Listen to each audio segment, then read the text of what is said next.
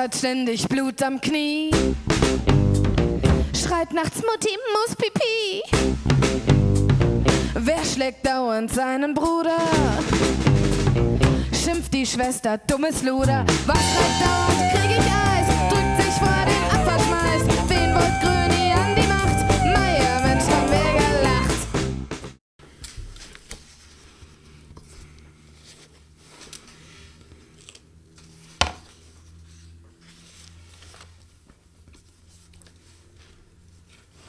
Im Sommer, das hat so Tradition im Hause Sutter, geht's mit den befreundeten Vätern zum Campen nach Frankreich. Nicht weit weg.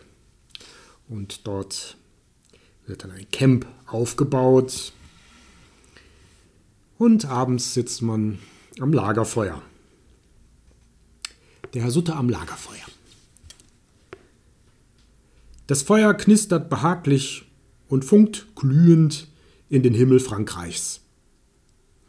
Der Herr Sutter, Peter Krumbach und Schorsch sitzen auf ihren knautschigen, olivgrünen Faltstühlen rund um die Reste glimmend flackernden Holzes, kühles Weizenbier in der Hand. Eben brieten sie noch Unmengen von Würstchen auf dem Schwenker. Es ist der erste Tag des jährlichen Camps, an dem nur Väter und ihre Söhne teilnehmen. Okay, auch ein paar Töchter, aber auf jeden Fall keine Mütter. Es sind 10 Tage mit unkalkulierbarem Wetter, nur 2 Autostunden vom Heimatort entfernt, an einem kleinen Weiher auf einem sehr überschaubaren Camping Municipal. Der liegt am Fuß mittelhoher Berge und hat etwa 20 undefinierte Stellplätze mit 2 gelegentlich geleerten Großmülltonnen auf Rollen. Dazu 5 Toiletten und ein Spülplatz, 2 Waschräume und eine Dusche mit wahlweise eiskaltem oder kochend heißem Wasser sowie eine Wasserentnahme mit nur eiskaltem Gebirgswasser, alles geschlechtsspezifisch, unspezifisch sowie mäßig sauber. Ein von der kommunalen Verwaltung angestellter Student spritzt alle 2 Tage lustlos die Sanitäranlagen ab. Ansonsten wartet er im Eingangsbereich des Platzes in einem Wohnwagen auf selten eintreffenden Damenbesuch und kifft. Er ist auch mit flüssigen Drogen bestechlich und deshalb bereit, die Stellplatzgebühren für die Väter und ihre Söhne abzusenken.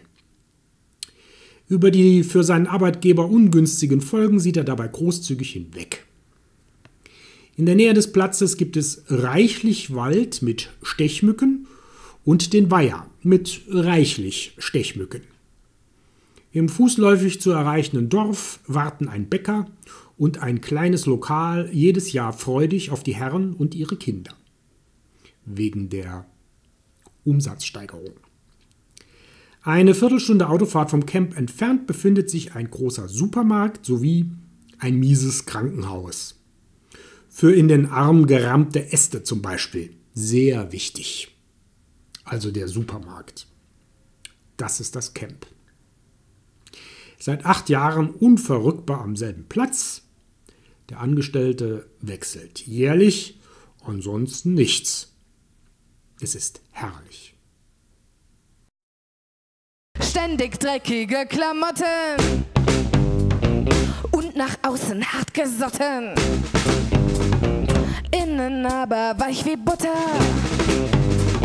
Klauen dem Hund sein Hundefutter. Fressen ihr den Kühlschrank leer. Sagen dann nur